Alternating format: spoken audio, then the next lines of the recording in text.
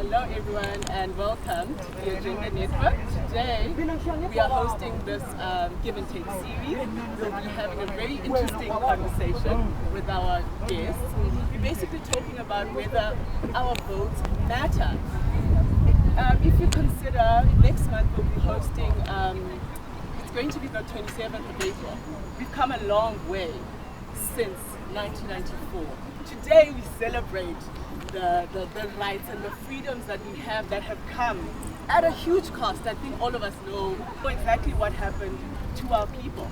You know, I think as South Africa we're very fortunate because, and then coming from that period of the apartheid time, we basically got to embrace a rainbow nation, but there's a lot that comes with coming to bring this country to work, right? And I think we all know that part of that government, part of our voting is something that's important, that plays a role in that. Now I really want to hear from you guys. Ubuti, how does this impact you guys? Is it something that keeps you up at night? And just to break it, to ice break it, actually, what I wanted to hear from you guys is what's the first thing that comes to your mind when you think about voting? So for example, my name is Samora. For me, when we speak of voting, we are speaking of direct impact of change, right? And perhaps maybe it goes as far as having influence, right? So when you vote, for me, you are saying that you are taking and filling up the space and you are making your voice heard through whatever which you are voting in that ballot box. And you are influential, you're therefore being impactful because you are voting for whatever idea that which you subscribe into and you strongly believe into. So for me, voting, if I were to define it, I'd say it's about impact and direct influence to societal change. I think I strongly concur with Samora to say that it is about having a say. It's about having an opinion, it's about having something to say, right? And it may not be popular opinion, but voting just gives you, it's almost like a voice. It gives you an opinion in society. So yeah, I think that's basically it, but like strongly concurring with what Samora said, it gives you a stance, it gives you a place that to show that, okay, this person is here, they influence, they're affected by whatever's going on, therefore they have an opinion. Hello, my name is Andile, and how I view the question is, or what comes to mind is, many people died. You also spoke about the killings there at Sharpeville which happened, which we're commemorating the other day. So a lot of people's lives basically went for us to have franchise, for us to be able to vote. So it's also practicing our democratic rights, you understand? Also concurring with the previous speakers, voicing our opinions, you understand? It just sucks that democracy at large has been reduced to political parties and the squabbles thereof, you understand? Whereas where I'm going with this is we should really take time to decipher exactly what's happening and rather support parties that obviously favor our views. Also acknowledging that not all parties are the best. Well, there's no party that's the best. They all have wrong, you understand? But what I'm saying is I'm for practicing our political rights and rather democratic rights, and yeah. Yeah, I definitely agree with everybody. I think voting is more than just even voicing your opinion and taking a stand. I think it's a great amount of power that everybody has, right? I think it's when you vote, you really take charge of the future and you take charge of what future generations are going to get and how everything is going to turn out in the future. And so I don't think it's, a small thing. And I think to a large extent, it's been underrated, to the extent to which it can really bring impact. So when I think of voting, I think of power, I think of taking charge, and I think of leading the future to where you want it to be. Now, when I think of voting, in essence, I just think of a futile exercise. I think of patronage, I think of, material politics, politics of the stomach. I think of things that are fickle. I think of things that are not going to make an impactful change in our society. And I think of voting in that regard because this is what voting has been in South Africa. For the past, 23, 24 years. Voting in South Africa has not been an impactful exercise. The theory and the exercise of voting is supposed to be a political action. It's supposed to be something that translates into a public interest. But in South Africa, that is not what's going on. So honestly, when I think of voting, I just think of futility.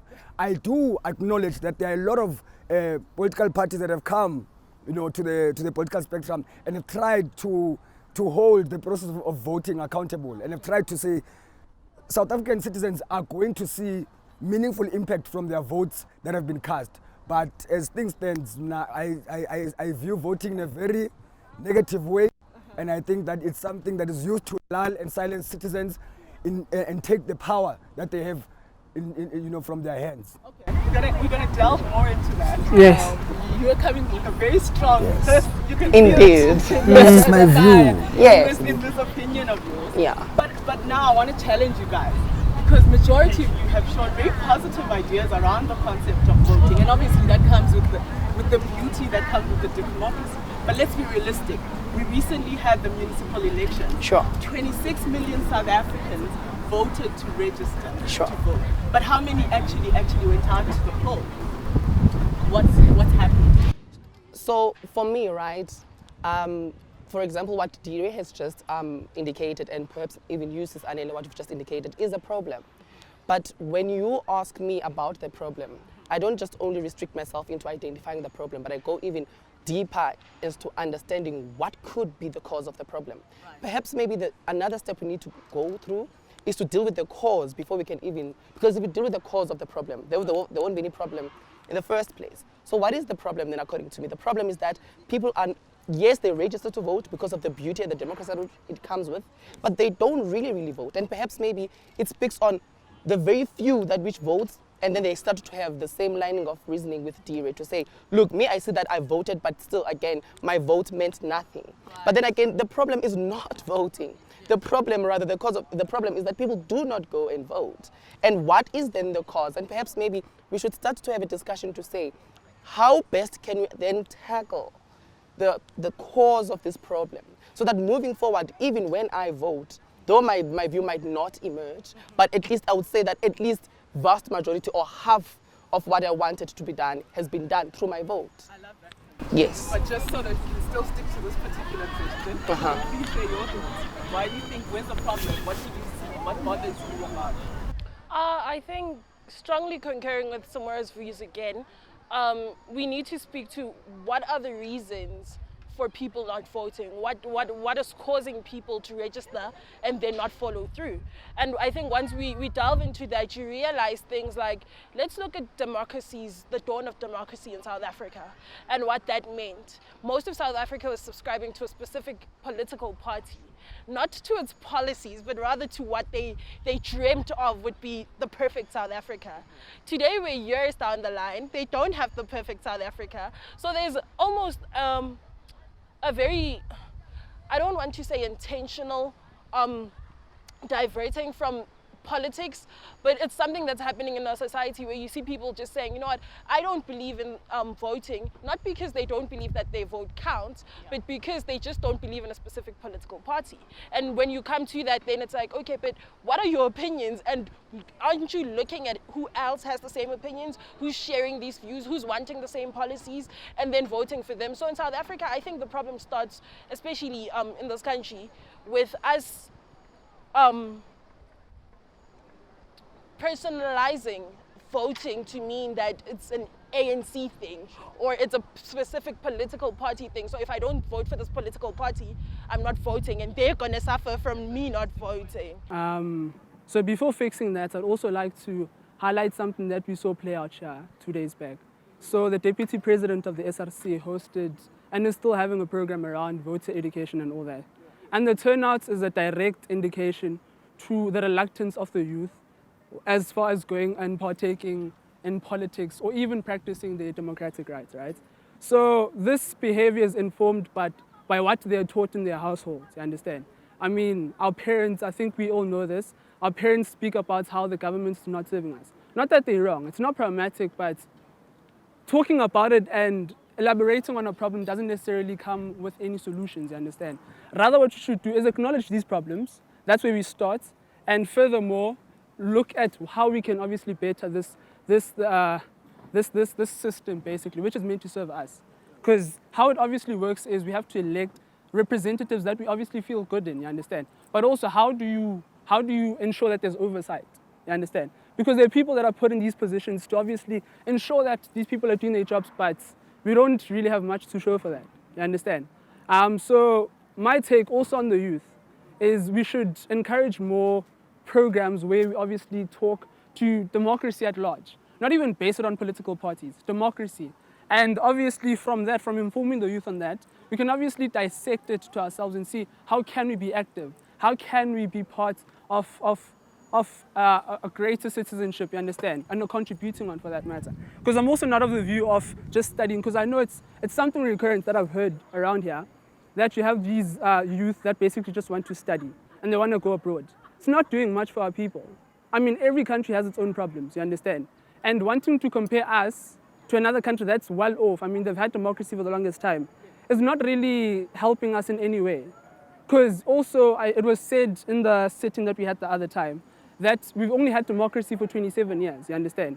I mean, depending on how you look at it, but we are still young in this thing of democracy, you understand? So mistakes are expected. And also, although we use other countries for reference, we shouldn't entirely fixate ourselves on that, you understand? Because we should also try form a system that's going to work for our people, you understand? Because another argument could be that democracy is completely foreign to our people, you see, which, yeah, but I don't want to deviate. I think, yeah, that's me. I don't know how you guys feel about that. Do you agree with that? I mean, Because we had some fleet points from the other side. yeah. I mean, our people are not so stupid. I mean, black people, have participated in this so-called democracy, and to an extent that in Thabo Mbeki's era, we even had, a two-thirds majority, which could actually, effect serious change in society. We could, right there and then declare free education, right there and then we could declare, a lot of things that we're crying about today.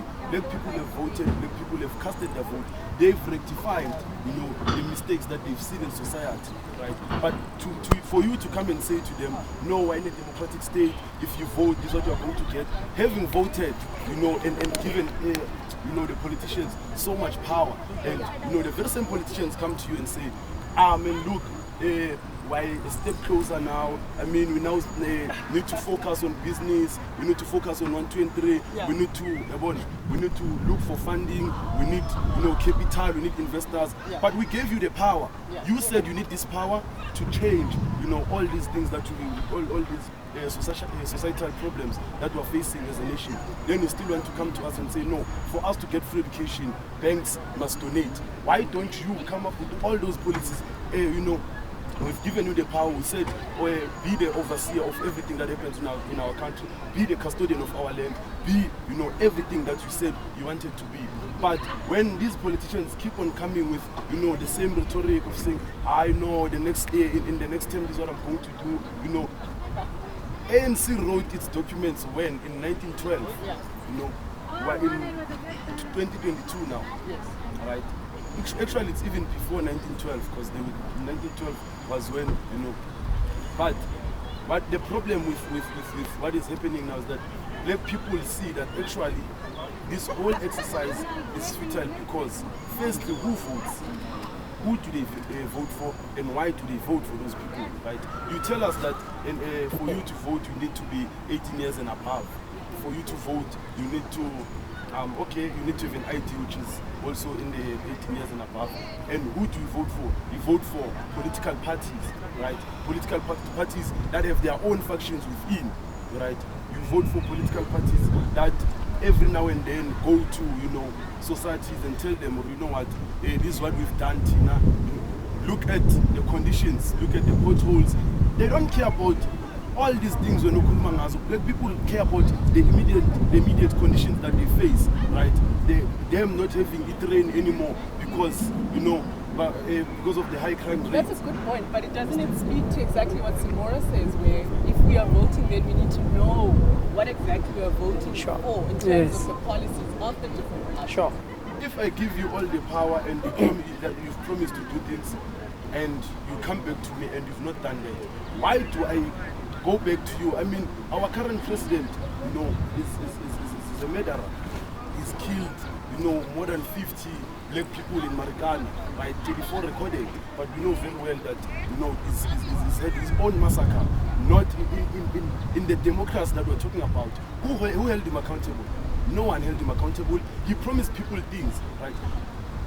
political power, playing with political power and abusing political power, to my understanding, is tantamount to murder. Because even look at now, Wits University now, people were promised that, you know what, we have, say, 15 million, you know, they also vote, Pelama students. They were promised 15 million to register. They were promised, you know, more money to get free accommodation. That's why they must not protest and all those things. But that's a good point. Some What I want students, to ask you is, how do we then say, in terms of this power that we have, what do we do different? We know all the problems. I don't think anyone else doesn't know the problems. So what do we do differently? That's what I'm asking you. you execute. You execute. That's all you need to do. How? How do I execute? Pelatina, our execution now can go beyond protesting. We've been protesting for far too long now. Okay. Our execution can be overthrowing of the government. Because we've been protesting, we've been writing petitions, we've been doing So is it, do doing you so not many think things. that the voting ability is where we're supposed to do that? Because obviously when we talk about overpowering government, Do you we know how want to that do it ability within the when law, right? Can I just chip in? Let's, Okay. okay, sure. So I wanted to say, you know, I think it's very complicated and I think it's a very complex issue, and I think there's a lot of levels that come to it. When it comes to people going to vote and then registering and then not showing up, I think first of all, you know, the childhood developmental phases of a person are really important. And I think that's where you really get to establish what is important, what you're going to participate in, and largely what as an adult you're going to show interest in, right? And if you look at how everybody is educated in South Africa, nobody is really, you know, educated about policies and voting and the importance of government from a young age. Nobody is nurtured to have that interest and to finally grow up and actually be active in doing that, right? And I think that's the first problem. A lot of us, we don't have that interest. We don't feel the need to go and vote, not because it's not important, but because it was never nurtured from a young age. I think someone spoke about how even in the home, there's indoctrination that takes place that is not accurate and that is not helping. And so it begins on those phases. If we're able to go back to when the people are growing up, the developmental stages, and we're able to really establish the importance of it, I think we'll see great change. But also, I think for me personally, on an individual level, I think voting is really hard because of misinformation and a lack of understanding, actually. Someone spoke about policies, and I think, you know, everything has become so complicated and there's so much information that you never really know, you know, credible information about, okay, what is this party saying? What are their policies? What do they stand for? Can I challenge you though? Yeah. In terms of us, especially as youth throughout the country, are we really taking the time to read and get the information and understand? Yeah. I agree with you. I do think on a very large extent we have an individual responsibility to find information for ourselves. But I feel like at the same time, if you've seen Harry Potter, Chamber of Secrets, there's a point where he's looking for a key, but there's a lot of the same keys, right? But he has to find a specific one. But because so much chaos is there, he really cannot focus and find. It takes a lot from him.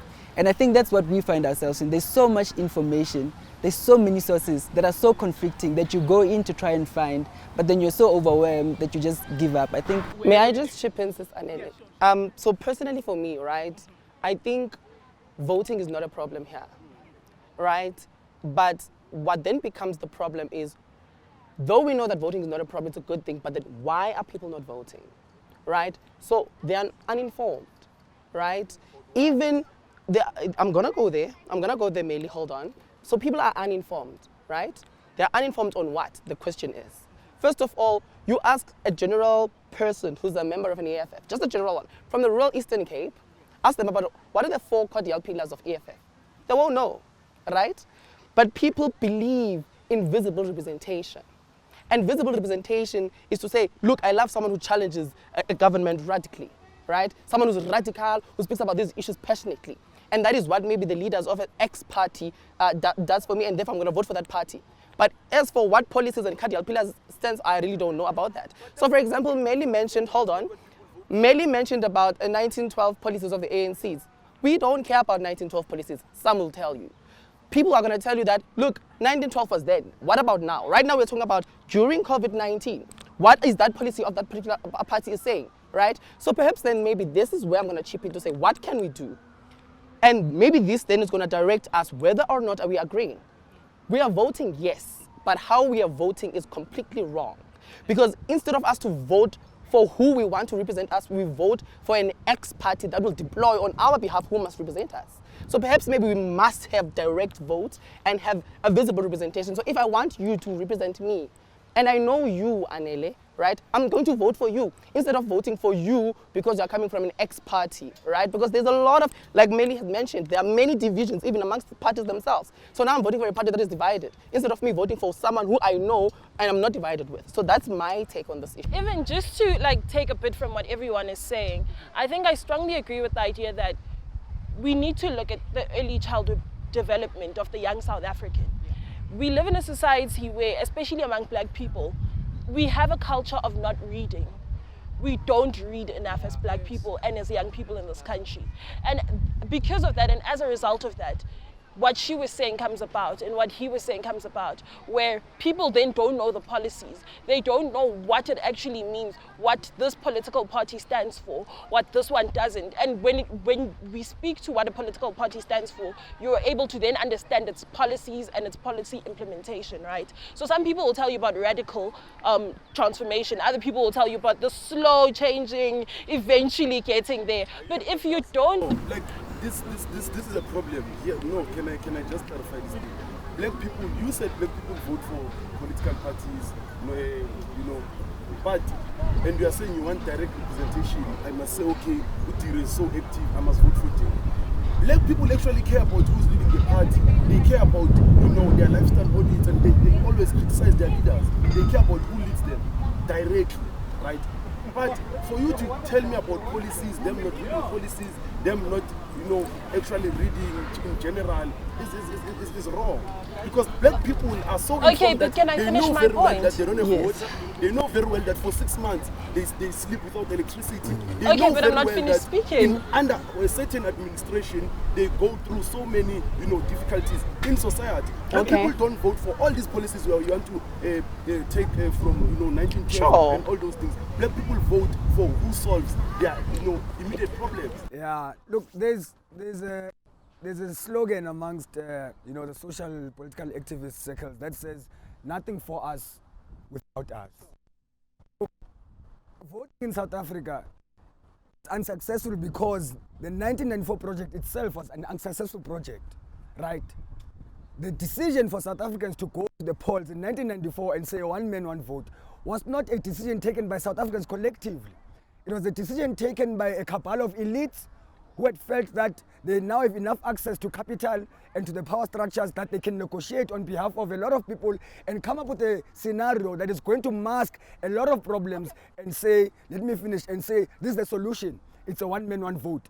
For a long time throughout the liberation struggle, the slogan had been one man, one vote. But then there was a lot of change to say, in fact, our problems are not going to be solved by simply having a black president in the union buildings. And that is the problem, is that the structure of the exercise of voting was neglected a long time ago. Black people in South Africa never wanted to stop on the basis of one man, one vote.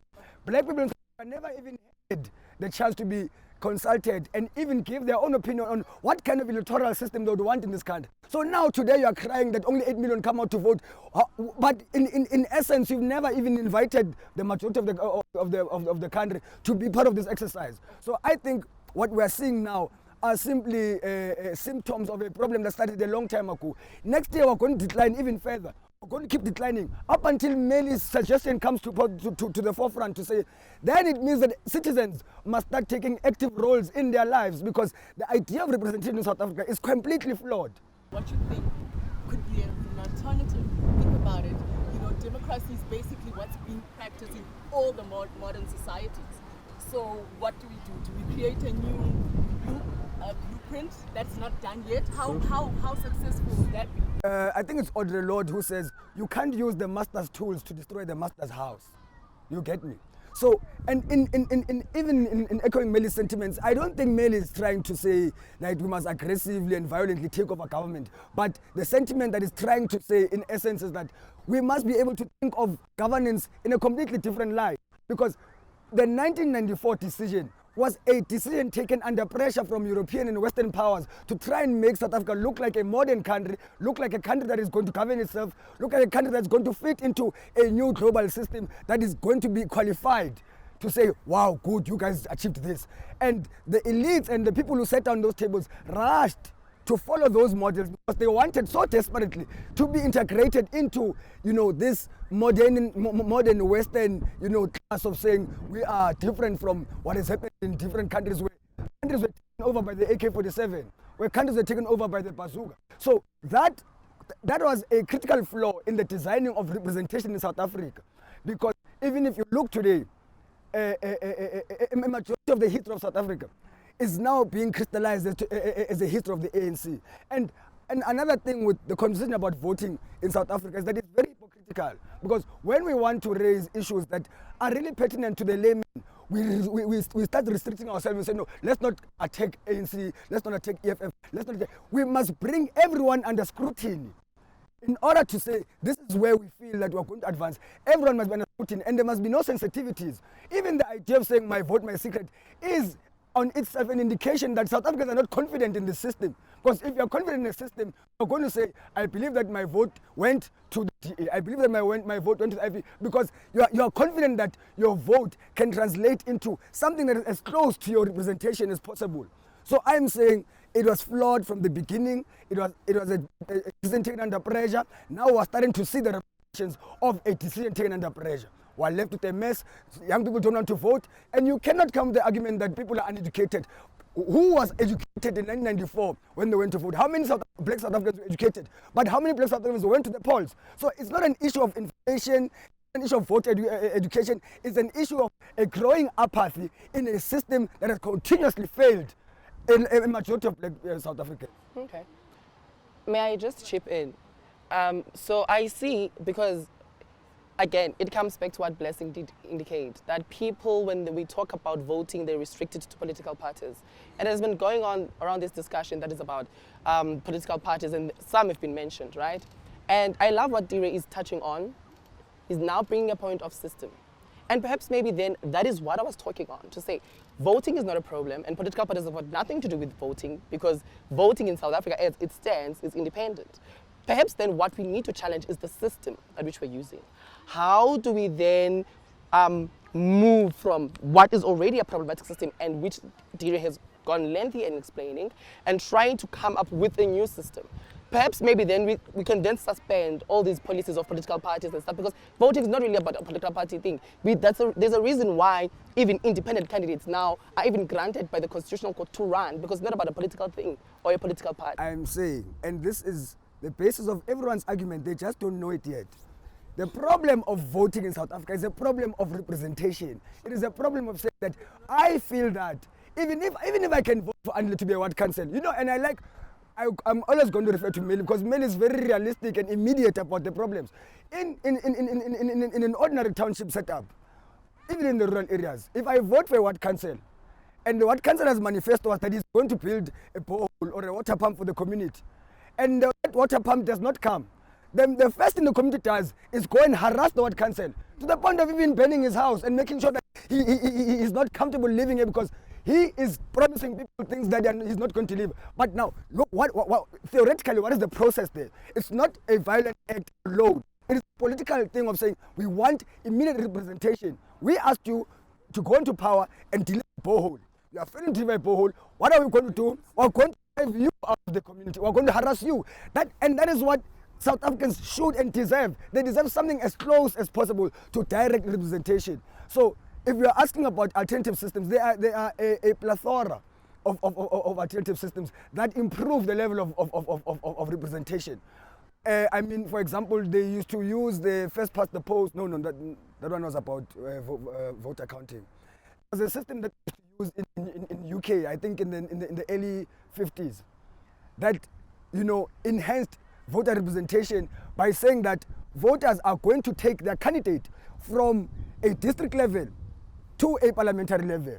So the person that you vote here, you take them through. They go to a district level, they go to a regional level, you keep on voting for this person up until he becomes the president. That is something that's, I think, very doable. We don't have to reinvent the wheel. The problem is a system that does not represent these people as much as it should and as much as it could. And when we're saying that there's a lot of room for South Africans to take action on their own. They can mobilize, they can organize, they can have social movement.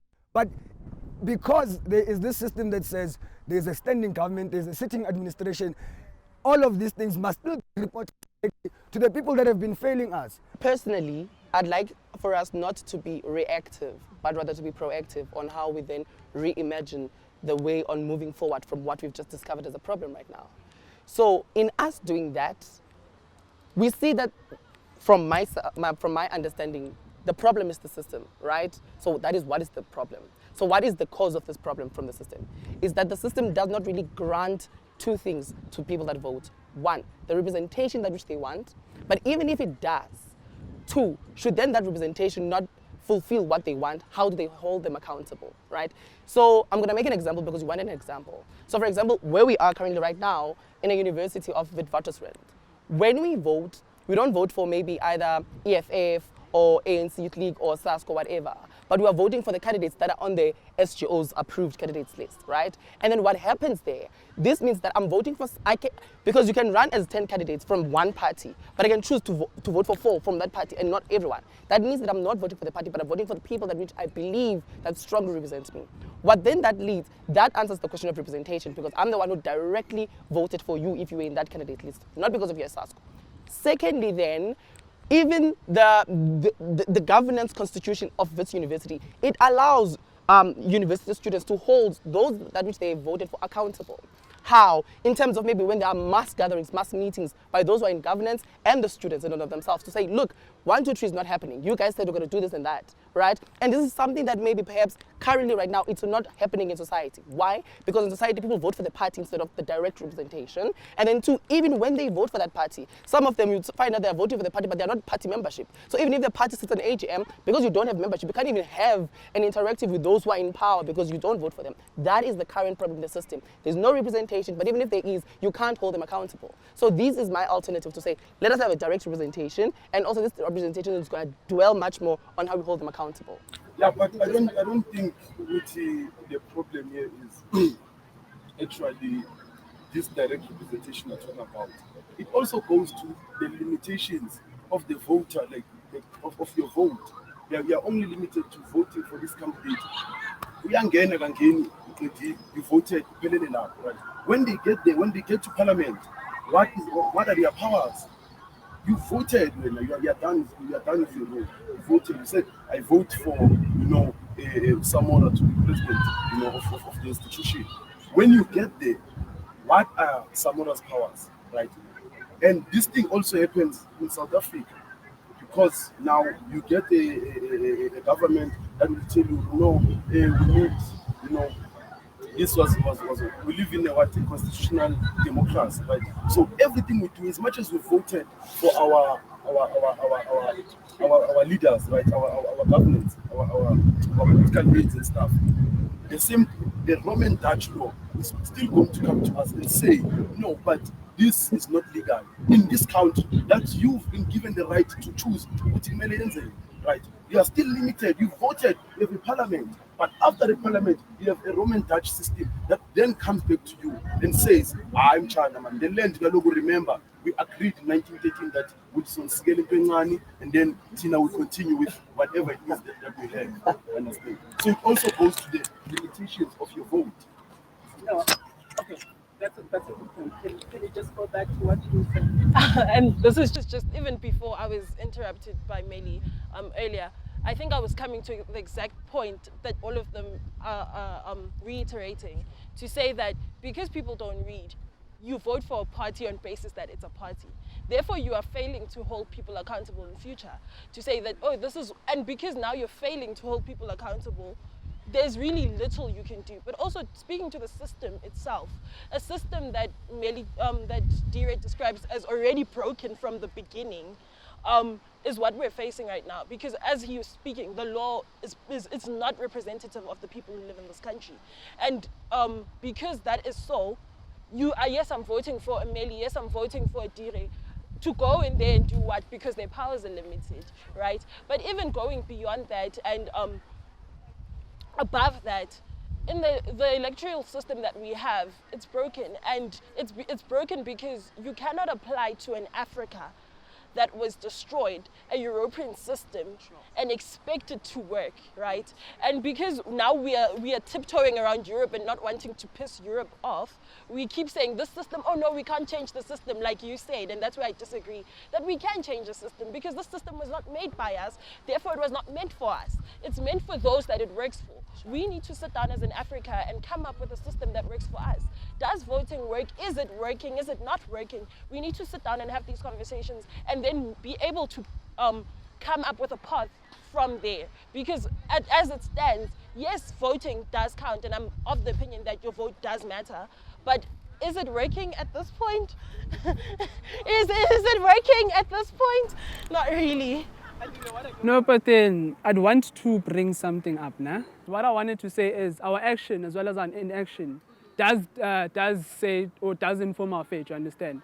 So we can be at it the whole day, we can talk about sustainable solutions or somewhat sustainable solutions on the surface, right? That could work or that we should implement as an Africa, as a South Africa right now. But my question is, are all those feasible? You understand? Feasible in the sense that, I mean, we could speak at length about what we should do, what was done wrong in the past, but what do we do now? Immediately, like today, what can we do? What can we do for our people now? Not neglecting all these other ideas because they're very progressive and we do need something like that long term, you understand? But I'm talking to a problem that's more pertinent, a problem that's more present, you understand me? So obviously, how we can obviously address that is through encouraging people, because you have to understand they're informed by what they've heard already, you understand? So that's why they don't even look out to seek more information. I think it's the analogy that the young man over here basically made. There's an influx of bad information, you understand? But I think you understand what I'm saying. Whereas people are demotivated to even look out for fulfilling information, you understand? Like fruitful stuff that you can actually use and implement into your life, which can obviously change your immediate surroundings. I think that's what we're all talking about. So obviously you have these learnerships, you have these settings, you encourage this thing at a very early age, you understand? At very early in school, so you basically incorporate it and we go about it like that. Because honestly speaking, we have to have conversations that are gonna steer, or bigger discourses rather, with the youth, because I think the youth is very well waking up to see what's happening in our current situation, you understand? As I was saying in my opening statement, I did end off with a point to say democracy is very foreign to our people, you understand? But while at it, we can't discard of it just like that. We have to think of solutions now, yeah, but that are feasible also, that are feasible. I want to say, I agree with the young men as well, and I think,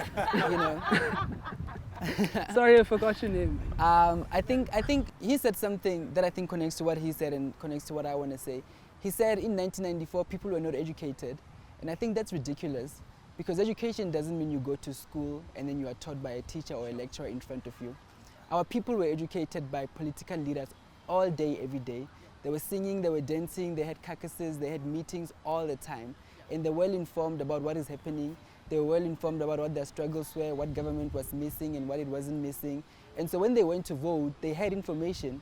They knew. There were powerful women like Winnie Mandela who were on the ground all day, every day, pursuing that very thing of educating people. So they were very educated. And I think what he said is very important. We need to motivate people to act right now, right? Because that's what they had back then. They had, we call it passion in Nokando. And absolutely, you need to have passion and you need to be passionate about something that you're doing. And so if we do work on motivating the people, and getting them more active in doing this, then can I self-correct on that part? Sharp. So I understand that people were educated, but the context that you are bringing to this discussion is that people are not literate. They don't have access to information about how voting works, or people are not. So I'm not arguing literacy. I'm not arguing literacy. I'm saying what he's saying about 1994 or pre-1994 is true.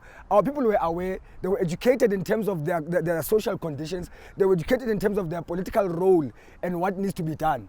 But now, the same, it's counterintuitive what he's arguing, because now the problem why people are voting is because they're not literate.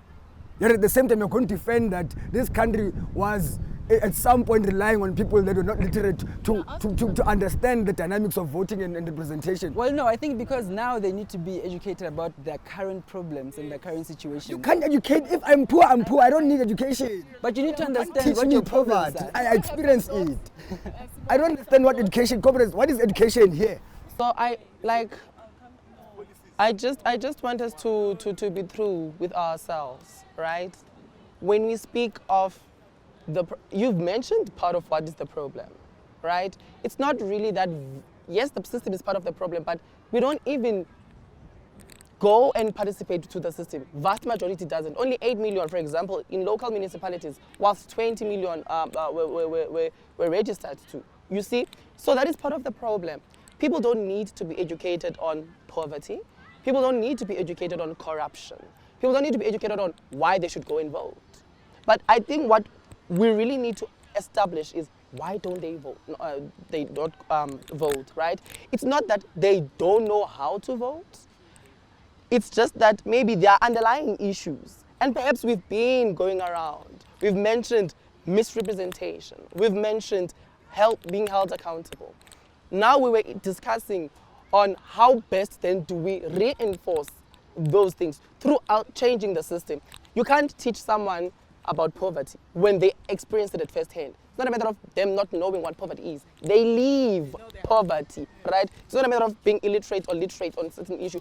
It's just about what really dismotivates people from going to vote, and that is what we need to establish, but it's definitely not education. I just want to speak on two things. Firstly, when he says that we need to motivate people and instill passion, you can't instill passion in something that I don't believe in. Sure. And at this point, the reality is South Africans have lost passion and belief in the voting system. So you can't ask them to be passionate about it. It doesn't make sense. But secondly, to speak to Dire and maybe what I was speaking to when I spoke about education in my context, or I was not even speaking to education, I was speaking about the fact that people don't read, therefore they are not well informed on the policies that they claim to be voting for. So when the policies or the people that they have voted for don't carry out what they said they would carry out, they're unable to hold them because even they don't know what they were voting for. They were voting for a specific face that I know at Dire he was in Wits, now I've voted. Do you understand? So it's not that people were not educated, it's just that they're not reading currently. So here's the thing that people, and he just reminded me about this thing, people always say, the people are foreign to democracy, the people, my man, we are pro-democracy as black people, right? Especially as traditional Africans, we are pro-democracy. I'll give you an example. If you go, for instance, to the Zulu Kingdom, right? The Zulu Kingdom starts from your household, right? Your father has a say in what happens in the village, right? They call them, they say, guys, look, we're having a problem, the incomes, whatever societal issues they go through, every family is represented. From there, Induna, not Induna, Isbona, will take that and they go to what we call a regional level in our political system. Right? They will go and they will go with all those issues until they go to that thing that you call Ingonyama Trust, right? And even when they get there, trust me, they will dispatch in that trickle down effect or whoever is responsible for 1, 2, and 3 in that particular community. And it's been a system that's been working for so many years. And even to date, we still see those elements. When you go to KZN, I think also in Eastern Cape, they still have, but our problem is that we wanted to marry the two systems, wanted to have our traditional systems and also incorporate this, modern democracy or modern system of, I'm a councillor and now Isponda must work hand in hand with the councillor, umuntu who's coming in, I'm a tender, and don't want that particular land to be taken away and sold to Marco. Yeah, now Ufunani, they want their farming to continue and they would probably sell, the raw product to whoever. Those are one of the conflicts that we have in our society. So in this system, you said men, right? It was men alone that were active. So that's obviously talking to a bigger problem. It shows innately that it was flawed. I'm not concurring, I'm not saying that's exactly what was carried out. Yes, no, but then. I was not done, I was still submitting my, let's say household representations don't want to go for. Yes, let's say that, that's what you say. Household representatives go and, in that nature. And another problem is that we here want to say no, we can fix this thing when we're inside. There's no system that you can fix when you're inside it. We tried it, it failed. Sure. And it continues to fail us. There's no one who can fix a system from within. No, I want to just correct something that Meli said, to say that Africans, we are pro-democracy, and then he starts by describing our pro-democracy with the father of the house going in. No, democracy speaks to everyone having an opinion and equal rights, right? No, but Wait, my thing is, I said, for instance, no, but my thing is, and the problem with that point is, we are speaking about a democracy where everyone's opinion matters. In an African society, it's not the case. Sure. Therefore, you cannot say that now that we are pro-democracy, because in our original societies and the way they functioned, they did not function pro-democracy. That's why we had a king. That's why we had monarchies. That's why we had a father whose opinion was the most valid in a household. Not what he's saying. Therefore, he's being very misleading. He's being very misleading, especially... Umeli says that you cannot fix the system. Yeah, I'm coming with a different chart, right? Because now it's about gender dynamics. So Umeli is coming on a system that says that, look, you can't fix the system when you're already inside. Because it will consume you. They even talk about how they've tried it and stuff, but it's failed. And I think that it touches on, it also, sure, and he keeps on making reference on the land. Very interesting. But I think also what we are not touching on here is the fact that voting is a political thing, right? And it's only just that, and it ends there. Yes, I can vote for Dire, I can vote for Meli, I can vote for Blessing and Andile, I can vote for everyone, right, to be in parliament. But again, it touches on the powers they have and the restrictions thereof. And the powers they have are to some certain extent. But by law, they are restricted. Now, law, it's not part of the voting, which is a political move. And perhaps we are not touching on that spectrum. Because you cannot expect a white councillor to say, oh, now I'm in power, you voted for me because I'm going to give you the land, therefore here's the land. That would be very much ridiculous. Okay. Everything goes through by the law. Then now we need to talk about the law in and of itself. And remember what the law, this very same European system, had said, that these three, governance, the executive, and the judiciary, are independent. That's where the European system was smart about everything. Because the law has got so much say on how politics should be done and what powers can be restricted, but politics doesn't have much to the law, right? Though they attempt to be independent, but the law seems to be what's the right word? To be much more superior than the politics. That is the chart we need to talk about here. Even if you were to vote for me, right, to be the president of Wits University, as Meli did say, right, but then of course, you cannot expect a Sabora to say, look, right now we're going to have decolonized education at Wits as from this year. Look, right now we're going to have free education at Wits as from this year. I have to go through proper channels of the law. And the very same law is restricting me on what even proper channels are. So when we talk about that, so voting here is not a problem. And perhaps maybe the solutions we all have on how best to tackle the problem of the voting system, not voting itself, but the voting system. But let's also not undermine the role that is played by the judiciary in restricting those which we say that should represent us. I mean, they are also human, but they are just... So then, like I said, this is the argument. They just have not realized it yet. Because this is what I've been saying since we got here. Which legal system was went into in 1994 and 1996 when the constitutional formula adopted? That's the Roman Dutch law, right? Sure. They always say, African custom, we know the reality in terms of implementation and execution. It is Roman Dutch law. So it comes back full circle to saying we entered into a wrong system in 1994, a system that was not the best out there, but because of political pressure, internally and externally, yes, we rushed, and I call them a cabal of elites, sat down and they said, we're going to have this kind of a system. What sense does it make for the courts to be given so much power that they end up shaping even society? When I would assume that the courts are supposed to be a reflection of the society, fools should. But you think about, for instance, the fact that we're a very young country, right? And then we will have teething issues. Yeah. But if we think about the rights that we have, look at where we are sitting. we are able to speak about different parties and we are able to choose those different parties, wouldn't you at least say that there is something that is about this democracy and the system, at least, that is winning? Look at what's happening right now in Russia. People are getting arrested just to say no to a war. Spending No, but okay, can I finish because the question is directed to me. Wait, the system is the question is directed to me. So I think also and because also women's, I think also then it becomes deeper than the IC and voting because it's about that. But can I answer because but you asked it to me again. Okay. Yeah. So there's a problem with us trying to, and this is why I think Samara is completely right. There are a lot of underlying issues with South Africans because it's quite disappointing for me to hear you say that this is progress. Me sitting on campus is progress. How many people have I left who are sitting in a tuck shop corner at Plaza? How is this progress? Because in any case, once I live here, I live alone. Yeah, we have a nice rhetoric that I'm going to uplift my family, I'm going to uplift my community.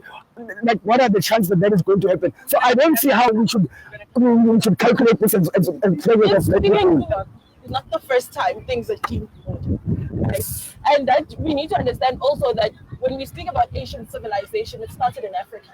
So civilization and modernization is not a European thing. So for us to sit down and compare ourselves with Europeans fighting their brothers and sisters in Europe, it's disappointing. Let's speak about our electoral system and say that because the shaping of the law was done in a rush, as DA said, and I concur with him on this point, to say it was done in a rush. There was breakdowns and sit-downs and breakdowns and sit-downs. Next thing, there was an election, right?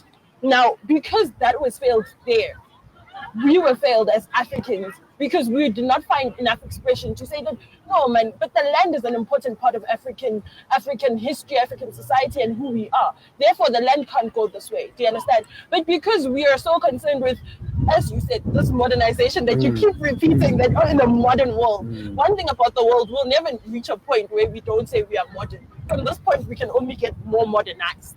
We can never go back.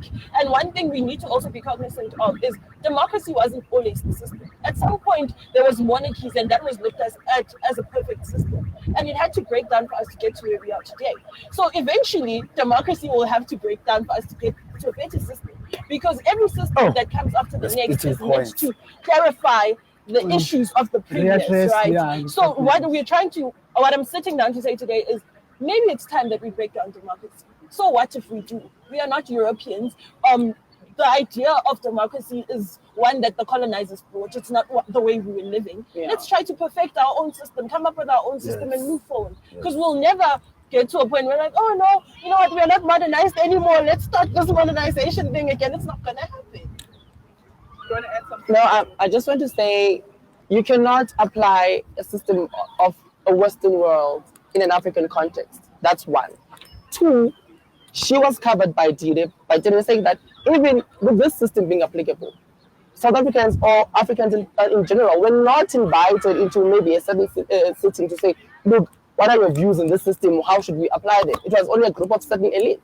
So the problem really is the system, right? So the problem, it's not really political parties, politicians. They are part of the problem, but they are not the real problem. DA even said it's much more even bigger than the IEC being the one that runs the voting system. It comes back to what I said.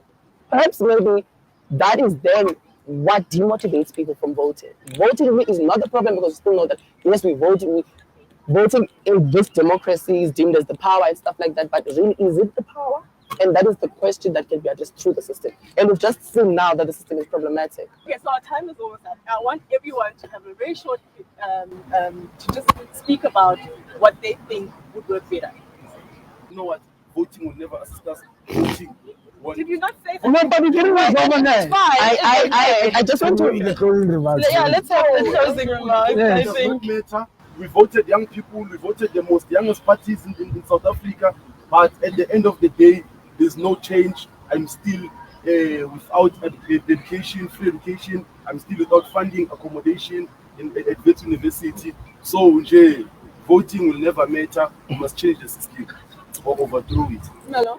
I would say I think something incredible happens when you have a leader who's been elected by the people and the people are behind the leader and everybody is in cohesion. I think incredible things can happen when everybody is just aligned and our values are the same, our principles are the same. And I think voting allows us to do that, to place a leader that we really trust and that we can believe in and that we can move forward with. But I feel like the current voting system is not perfect due to reasons that everybody has outlined. And I think it does need a lot of work. And I don't know what work that will be. I'm not that smart, but I think, there's hope for us to change it and to come up with something better and to hold our politicians accountable. And I do believe that voting is an incredible thing. Yeah. Sure. Yeah, I don't like arguing in antiquity, né? But Some of us are not educated. Explain what. but I don't like referring to some precious African history and saying this is what is happening in Africa. But when you start studying electoral processes and electoral systems, there's seldom a scholar that can argue that African societies, prior the invasion of settlers, had workable systems that built themselves and centered themselves around consensus. Now, the dynamism of those systems and whether they were perfect or not are not important. The important part is that consensus was always a primary issue in terms of how communities relate with each other and social. So I'm saying whatever is going to bring us closer to a consensus as citizens of this country is a system that is going to work for us. A system that forces us to elect people in a corrupt system who are also corrupt and just corrupting of each other instead of even going to liberate any one of us. And we appreciate completely the work that a lot of new political parties have done, such as the EFF, who have tried their level best to question the basics of how we ended up in this system. Let's not campaign, guys. It's not a campaign, it's an observation. So for me, last segment, to vote is an act. And I can never agree with Melly saying that as a young person, I'm saying that act is wrong. Rather, the system in and of itself is the problem, but not the act of me voting. So let us deal with the system and perhaps try to, even if it means to do what Blessing said we should do, let us crumble democracy and redefine democracy according to what we want it to be. Create our own system, as Darius said. Then that is okay. Not to say vote in and of itself is a problem. It's not. Because if it was a problem, then for what reason are you telling us about the EFF? Sure. But we're talking about this. I think now. the reality. That's why it was IEC. We're talking about this voting. I think the reality is, at this point, in closing, that firstly, Melly never ever again try to campaign for his people and try to lobby us. But also, like we saw him do last year, but it's fine. But for now, what I am saying is, I think we shouldn't be idealistic in our thinking and think that there is this perfect system we're going to get to. But I'd rather that we die trying to fix the system that we currently have, right? And in saying that, I totally concur with her to say voting is an act, but there's so much more to do, and there's so much more that needs to be fixed so that this act carries the weight that it's supposed to carry. And that's where we come in as young Africans. And that's why I'll still speak to reading and still speak to us getting information and being familiar with the information documents of these organizations, of these people. Let's engage with them on a mental level. Sure. Let's say to them, what are you saying to us? Because they know, at this point, people know that I'll say whatever, as long as I speak to a Samora and say Samora gender politics, she will agree. You understand? While it has to go deeper than that, to say yes, even beyond that, what are the issues on the ground and how do we solve these issues in a way that makes sense? But also, I think just lastly and closing and summing everything up, may we never fear to break down the system because it was not meant for us in any way. May we never fear to do so because, guys, at the end of the day, someone once said to me that there's nothing more dangerous than fighting someone who has nothing to lose. Yeah. And the youth are reaching a point where we have nothing to lose and we'll fight till the end. Yeah, I know. No, a lot has been said, but I don't have much to say now. Mine is just to encourage people, especially the youth, to inform themselves, to read more on what they actually want to commit to doing. They shouldn't just be led by rhetoric from political parties and all that. They should know exactly where their vote is going. Because of course I am for voting and exercising our political rights and democratic rights, rather, I should say. But the biggest thing, honestly, is to inform ourselves, because most of these problems are informed primarily of misinformation or disinformation, even, because there's also a climate of not wanting to educate ourselves. You understand? But yeah, that's where I'd like to do this. Thank you, guys. I really enjoyed this conversation. I think for me, the take out of all of this is that we really need to read up and be informed as the youth. All the within the whole of South Africa, all the colors, in terms of black and white, so that we can be able to know exactly what we can do that will help us to feel represented, in all the different challenges, so that we can have these kind of debates starting from our homes, so that someone will come up with the answers that that you guys have really brought up, so that we can think about this. And I think one of the other challenges that I really think about a lot is that in many instances, us young people who have these ideas of change are not usually involved in things that will actually bring about the change. So I really hope that anyone who's listening to the show will be inspired to go out there and find their passion, especially if it's in activism, that will actually help the next generations see our effort as the youth of today having done something with what we've inherited. Thank you.